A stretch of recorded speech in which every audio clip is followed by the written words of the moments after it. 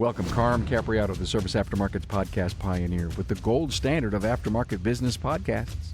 Join me for Aftermarket Insights as we advance the aftermarket. And as always, know that you'll learn just one thing. Find us on your favorite podcast listening app and remarkableresults.biz or on my YouTube channel. Hey everybody, Carm Capriato, Remarkable Results Radio here at ASTA in Raleigh. ASTAExpo.com. Thank you so much to NAPA Tracks for sponsoring us to be here this year. Always appreciative to the great SMS system, NAPA Tracks. Keith Perkins. Hello. Hey, man. L1 training, L1 diagnostics and programming, L1 automotive. Did I miss anything? Nah, I think we're just going to go with L1 Auto Group at some point. Yeah, L1. Right? Yeah. Just condense I just it. love that. You remind me of me, Keith, when I first started podcasting. And I says, oh, let's do a second one. And we did. And then I says, oh, let's do a single subject forum. So we created the Academy. And then I said, let's do shop tours. Let's do Aftermarket Weekly. Oh, wait a minute. Let's get rants going. Let's call it For the Record. Yeah. What are we going to call it? Call it the Aftermarket Radio Network. Yeah, I know.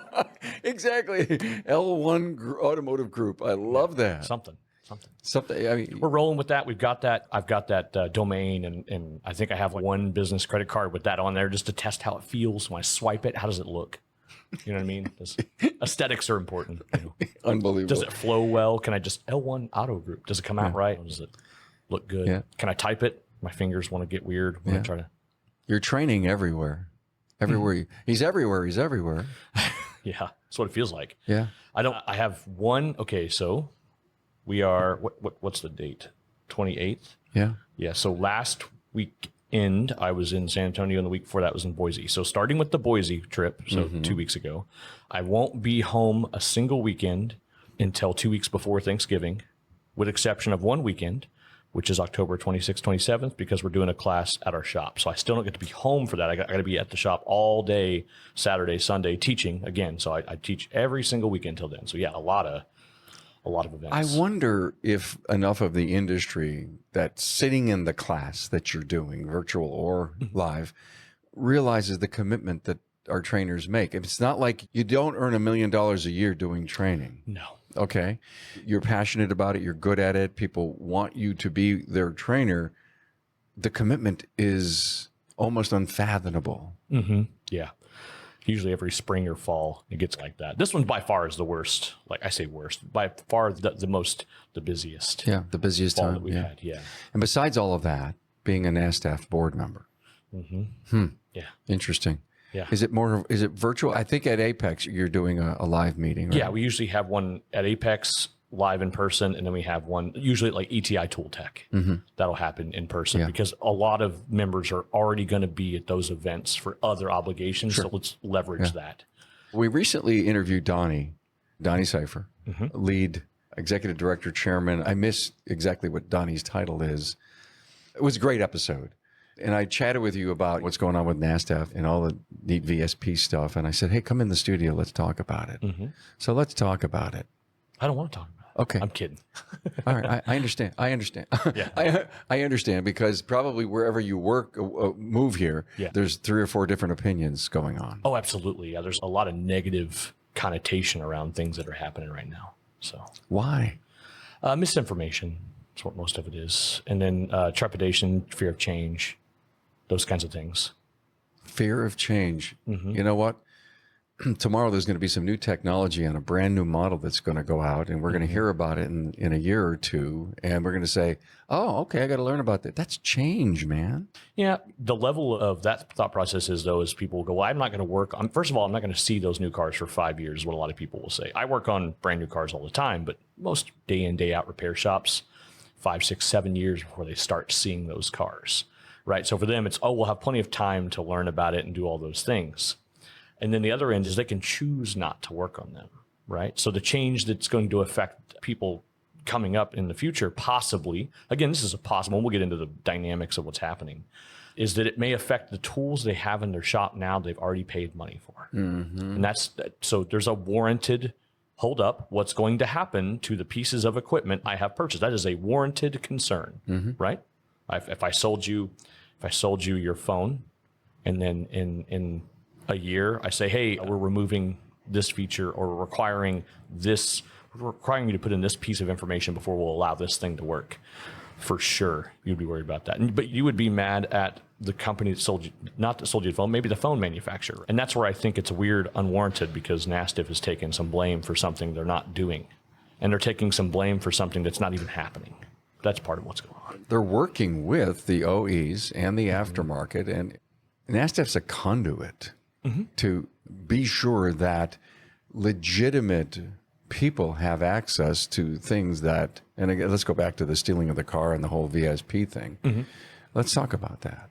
Yeah. And I guess the best way, because a lot of people are going to be like, what's going on with this? They've heard a bunch of what they think it is. I'll lay it out really clear and concise in just a couple minutes, if I can, to make it more layman's terms of what's going on. What's come out that's causing a lot of controversy is called the Aftermarket Scan Tool Validation Program. So a lot of people got an email that said, from NASTF, that said, as soon as 45 to 60 days from today, and this was, I think this email was in March, or I don't even remember. As soon as 45 to 60 days of this email, you may be required to put in your vehicle security credential into your aftermarket scan tool in order to do functions such as add a key, all keys lost, or other functions that the original equipment manufacturer deems as an immobilizer function. That was the concise version of the email. And it says that it may require you to put it in before you do one of those transactions, or it may require you to do it at least once every 24 hours between transactions. So what was the purpose of this? I don't have the exact specifics because it's always chicken or the egg in this situation. There was some kind of meeting somewhere between people that are much more important than I am, that do way more things than I do. I'm on the board. For those that don't know what a board member is, just look up different things that board members do. We communicate and discuss different positions of how we do if this is the right thing for the association. So I'm not involved. I don't get to make decisions of everything. I don't get to say yes or no. You have a voice, though. I have a voice. Yeah, we hear about things, or hey, we're going this direction. That email came out, and what people need to recognize is this program, this scan tool validation program, is a completely voluntary program. Any aftermarket scan tool can decide yes or no. NASTF is a not-for-profit association, 501c6. We're an industry organization association for the members. 40-something thousand plus members at this point. It's free to join. If you're in the industry, you need to be a NASTF member. That way you have a voice. You can vote on who goes in the board. I'm a technician from Tulsa. So I don't own a multi-million-dollar company. I get to say, we just did over $1 million. That's awesome. We're a little bitty company. We're years in. That's awesome between all of them. But I'm not some huge conglomerate. I didn't do anything like that. I pushed hard. I wanted to see a change. I saw, hey, this is interesting in the automotive industry. I think the NASTF thing could be a good and or a bad. I'd like to see some changes. So I got on the board to try to make changes. Just as a timeout on the board, Seth Thorson, Chris Chesney, you are three names that I look on that list that I say, hey, I know.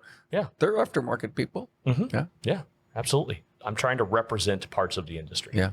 Scott Brown, he's on board too. So like all friends of the Scott podcast. Brown's there, All friends of the podcast. So we're same thing. So Cool. anyways, beyond that program is completely voluntary. And it came about from one of a couple of things, but the long and the short of it is this program's available for aftermarket scan tools to use if they would like. We can't require them to use it. We are not requiring them to use it. There is some talk that ETI may be requiring these scan tool companies to utilize this program in order to stay on ETI, but that's not a NASTF decision.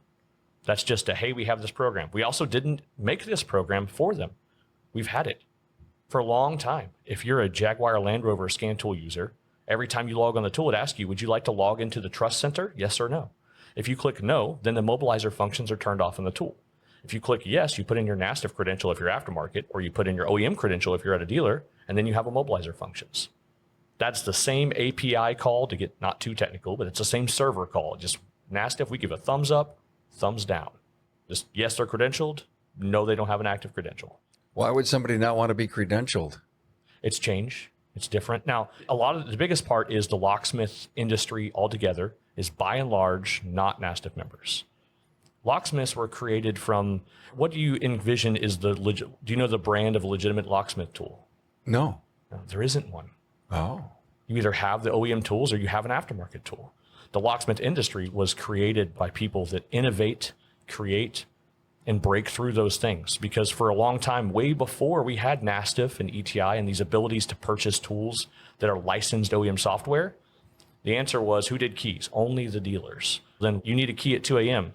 So somebody figured out how to make that work, and that created the locksmith industry. They're creators, they're innovators, they're coders, programmers, they're smart people, engineers, people who developed ways to break through these immobilizer systems to create tools for good use, but there isn't an original one. So by and large, locksmiths are not part of NASTF because they don't, from their own word, you can watch all the videos where they come in and they question NASTF, they question Donnie. They say, we don't need NASTF. We don't have you, we don't need you. We can pick locks, we can make our own tools. Now NASTF is making available a software that may be potentially put onto the tools they already own and pay for that would make it to where they would need NASTF at that point to utilize that tool. Possibly. Again, this is all possible. Isn't happened. No one's requiring it. We're in limbo. Yep, definitely. Where's it going?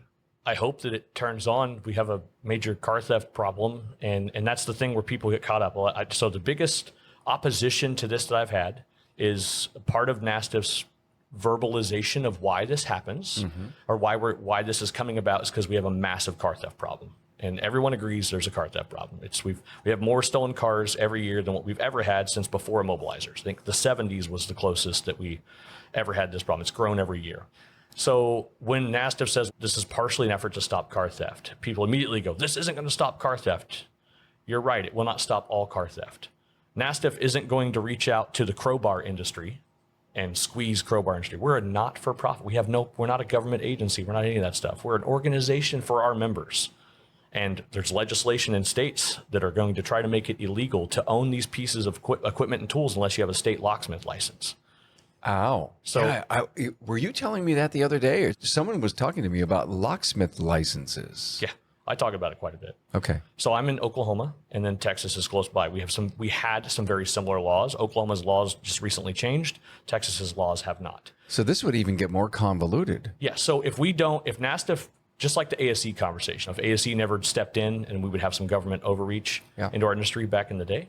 So today, if we don't step in, and if somebody doesn't do something to curb the automotive industry's image in the car theft law enforcement community, then maybe those legislations, the two that are looking at being, like there's one in Michigan, I think it's one in Texas or Louisiana or Chicago or Illinois or something. There's two big pieces of legislation for states, and that would make it illegal to own tools that add immobilizers or do immobilizer jobs or add keys to cars unless you have a state locksmith license. And that sounds like a good thing to me. Rumor has it that a state locksmith license takes a while to get. So up until November of last year in Oklahoma, if I would like to get a state locksmith license, I have to quit my job as an automotive shop owner. I have to go work as a locksmith technician apprentice for 2 years under a licensed locksmith manager. Then I could go take the test to get my state locksmith license, and then I could start my business back up. So I need to go work as a $14 an hour apprentice and then learn sprinkler systems, closed circuit television, fire alarms, and commercial and residential locksmithing. Because our state, Oklahoma, has no legislation or anything specific to automotive locksmithing at all. But to be an automotive locksmith, you have to have the state locksmith license. So why would anyone in the aftermarket that owns a shop want to think about doing anything with keys? They wouldn't want to. I facilitate the repair of vehicles. I have to fix vehicles, and immobilizers are in everything. You can't put an ABS module in a new Ford without doing the immobilizer. You can't put an ABS module in a Honda without doing the immobilizer. You can't put a body control module, an engine control module. There's the answer. There's the answer. So they're going to legislate you out of repairing a vehicle. Yeah. It's because the people who make these laws aren't doing that on purpose. They're not going, we want to remove shops. They're saying we need to protect cars. But they don't get it. But they don't understand how far that goes. The consumer doesn't know how much the immobilizer system is involved in their car. Hey, AAPEX 2024 registration is now open at AAPEXshow.com. Now, AAPEX has an incredible value for the service professional, shop owner, technician, and service advisor.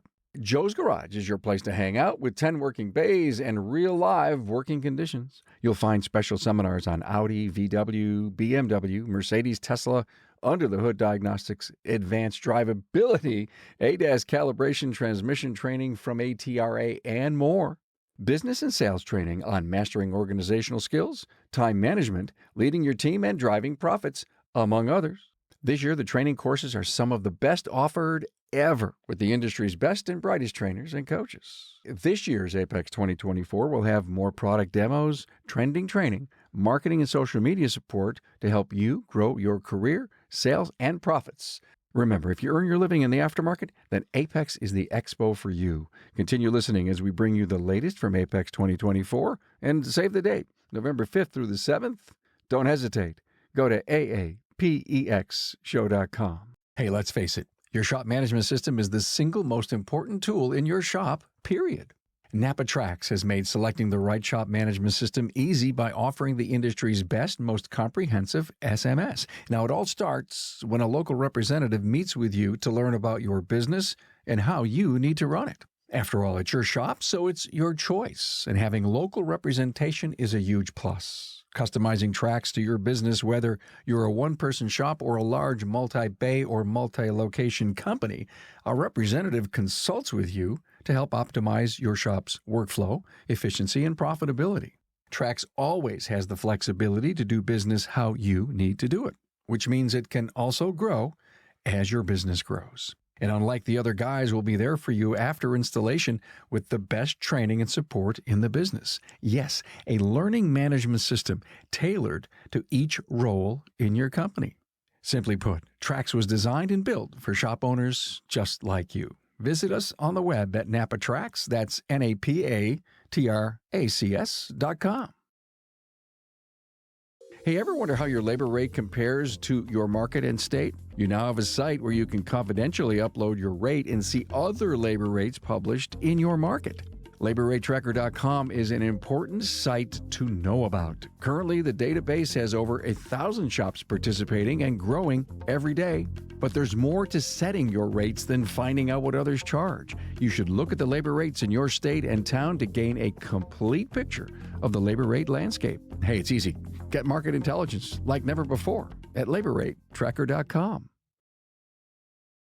Do you think the legislators know that that NASTF is there and that there's a better way working with the OEs? They don't. I talk to Donnie often about that, and when he gets involved and tries to, we don't do a lot of lobbying at NASTF. We're just an organization. We take care of our members. We liaison between OEMs and the aftermarket and try to fill those gaps of what the aftermarket's missing. But wouldn't the OEM saying, hey, I got guys in here, we've got to do this thing. I'm not going to send them out to be a locksmith.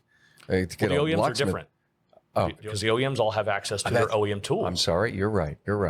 So the aftermarket only has access to the OEM tooling side of locksmithing because of NASTF. NASTF credentials individuals, and we're that step that, like, hey, we're here to help you. We're the helping hand of, join us, give us a little bit of info. We have to, because we have to clarify that you're not someone who's got 6 charges of grand theft auto. And then, cool, perfect, you meet the minimum qualifications. Here's your credential. You can now log into the OEM tool and do all the same things the dealer can do. Do you think where they're heading, where all this crap is heading, would stop some of the cars from being stolen? Few. It's not going to do all of them. Yeah. There's still going to be, like in Canada, my friend Jeff Compton. Yeah. I was talking to him not too long ago.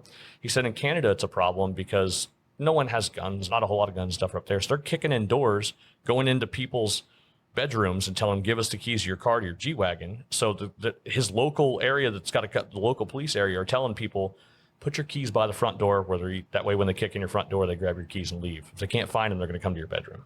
That sounds very sensationalized. I'm sure it's a very small piece of that, right? It's just an example. I'm not trying to use an incendiary thing. Someone's going to listen to this and go, okay, that happened twice. I agree. I'm just getting to the point that NASTF, we're not going to solve all car theft. That's not even our purview, right? If there's 1 million cars stolen and NASTF's job is to credential individuals with locksmithing tools, so we're only going to be able to deal with the locksmithing tool part of it, right? We can only stop 10% of all that. So when we say we're hoping it's going to prevent theft, people immediately go, you're not going to stop 1 million car thefts. You're absolutely correct. It's not going to prevent people from buying crowbars, stealing cars, from carjacking them, from getting a tow truck and towing them off.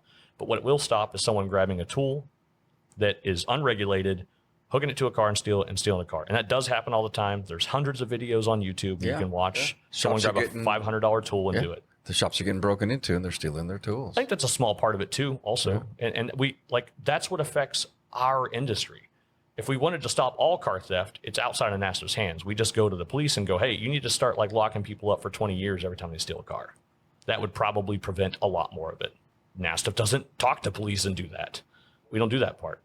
We're just trying to prevent our shop owner associate members from losing the ability to fix cars. That's our only job, is to fill the service gaps, right?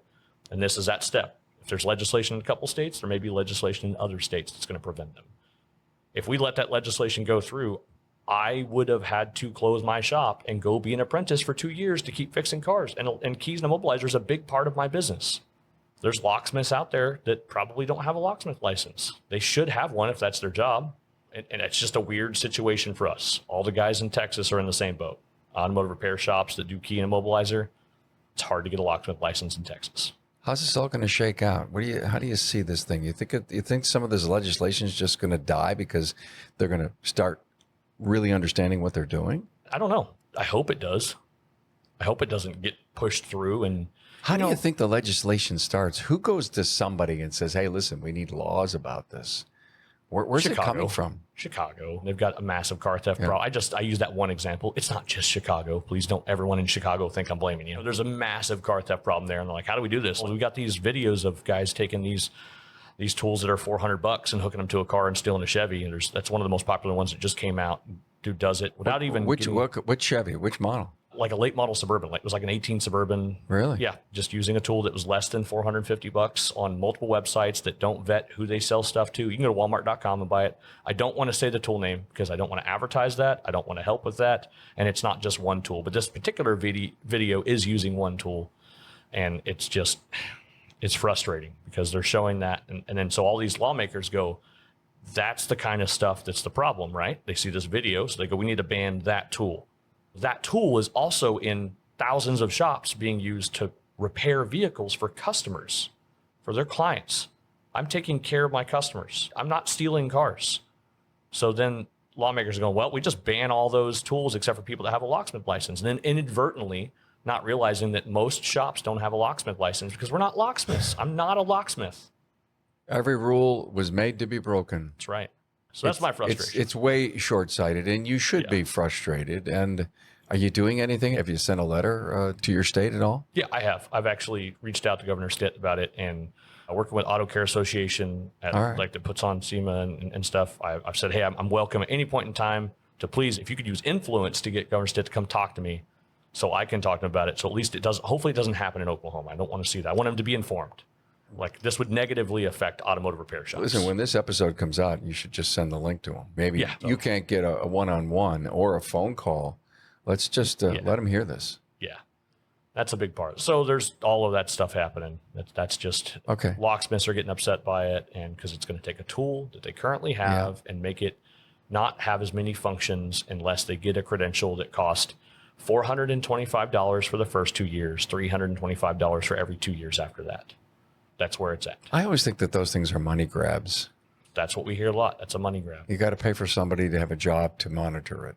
Anyone that thinks I'm misconstruing this, if NASTF gets more members that are paying, then more money comes into NASTF's bank account. As a not-for-profit, 25% of all of our money has to be spent on education to our constituents, which is what NASTF doesn't sponsor me. I'm on the board. I don't want to ask NASTF to pay for my way to go teach at some place because I think that looks rough for me. Mm-hmm. I would be mad if NASTF was paying one of their board members.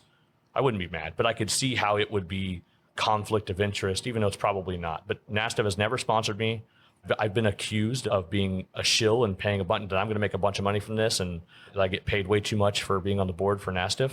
My salary is $0.00. I have got 2 really nice 5-star restaurant dinners out of it.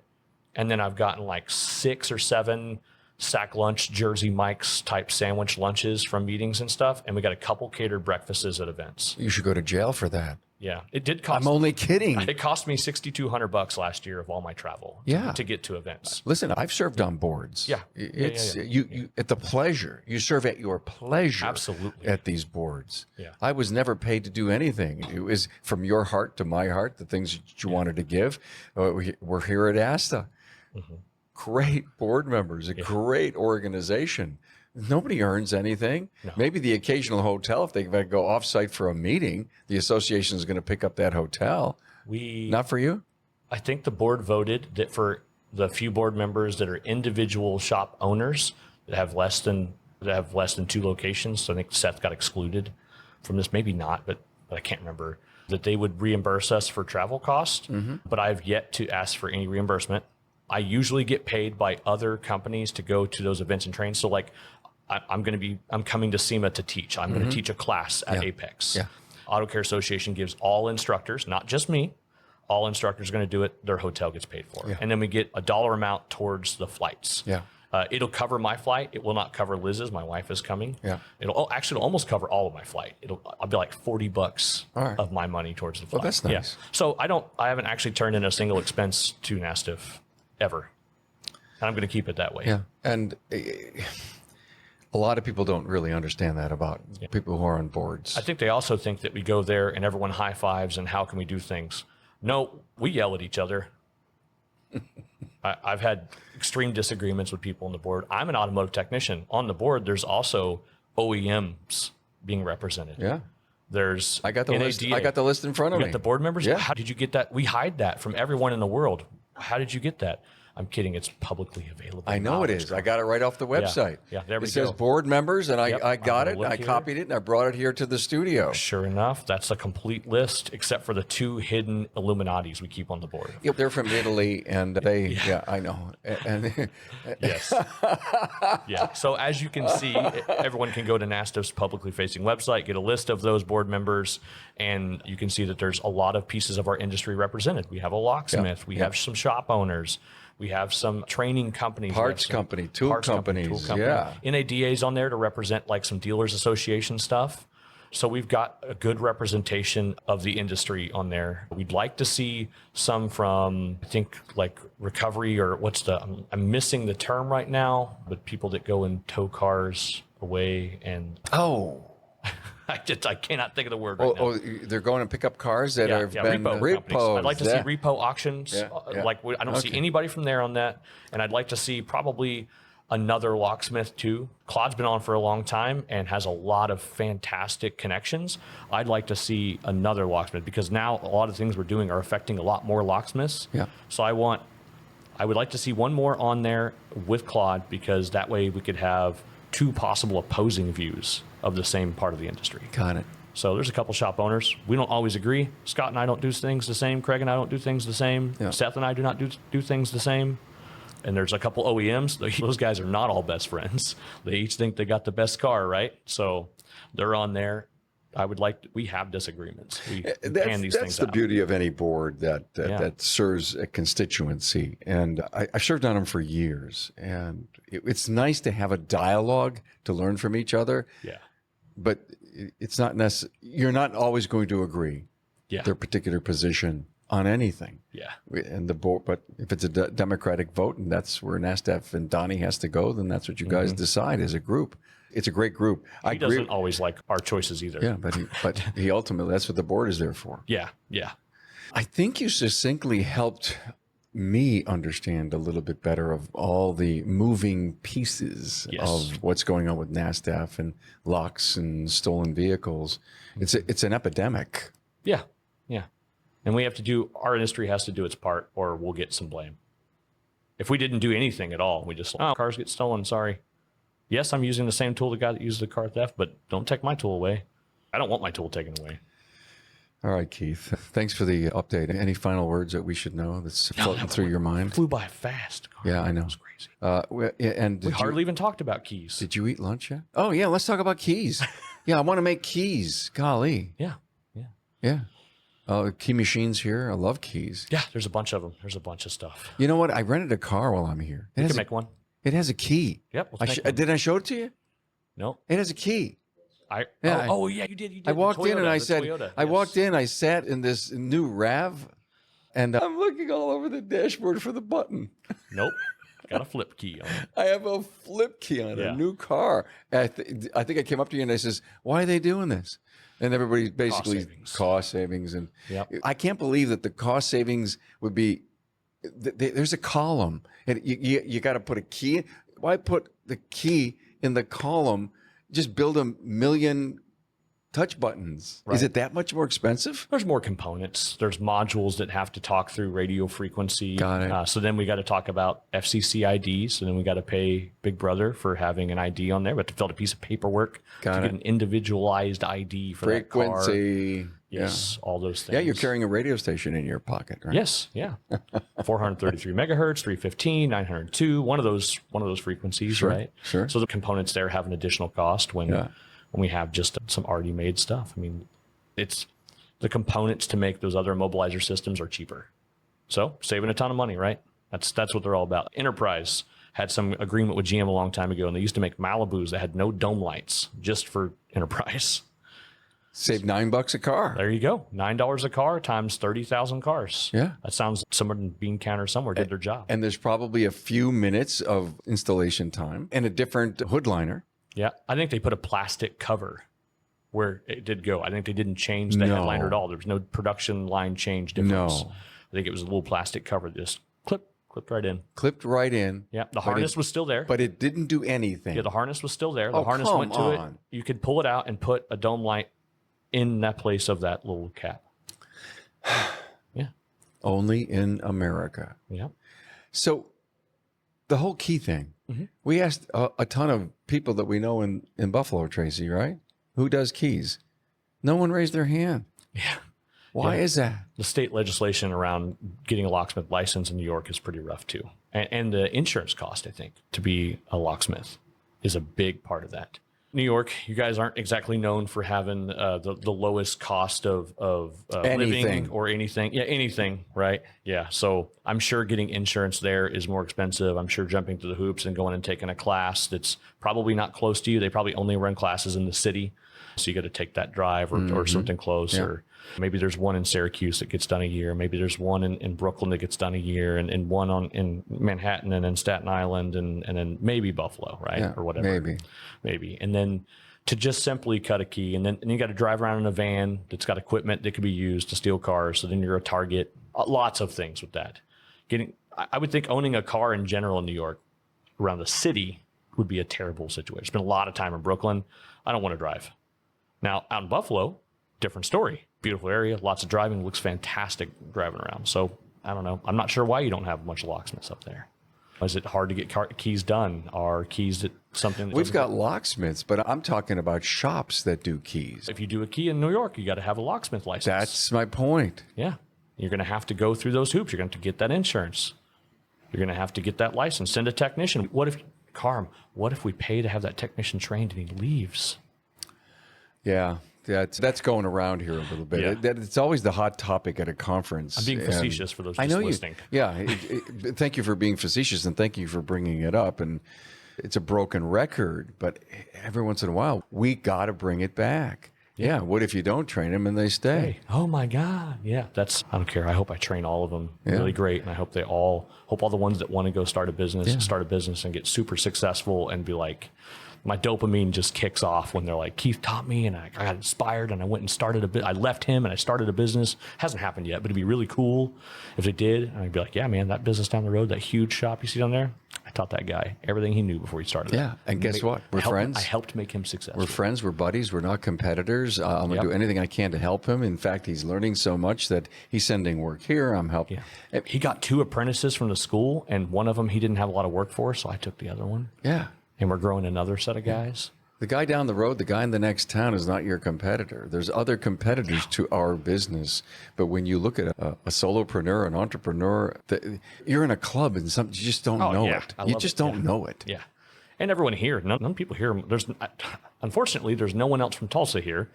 I can't even get local shops. I have a shop that's owned by a young man around me. And Travis, I love you, and you'll probably never listen to this, but if you do, and I think I finally got him to come to a class of mine. I offered to have him come to a class. Obviously, it's paid to come, or it costs money to come. Last time, I had 2 open slots that we didn't fill. So I was like, perfect. I called Travis, just come. Just show up. He did not come. Offered free training.